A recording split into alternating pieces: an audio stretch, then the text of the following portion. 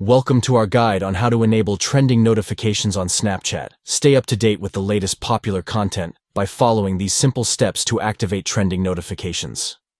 To get started, open the Snapchat app on your Android device.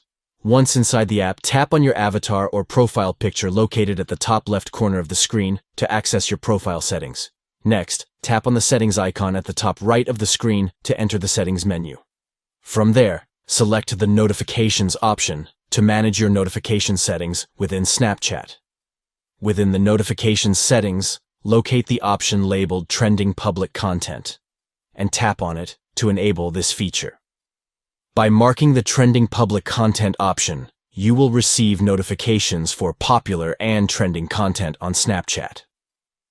Now, you'll stay informed about trending topics, stories, and public content that are capturing the attention of users on Snapchat. By following these steps, you can easily enhance your Snapchat experience by enabling trending notifications to discover and engage with the latest popular content on the platform.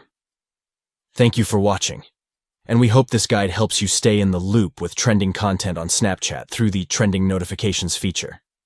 Enjoy exploring and engaging with trending public content on Snapchat to stay connected with what's popular among users.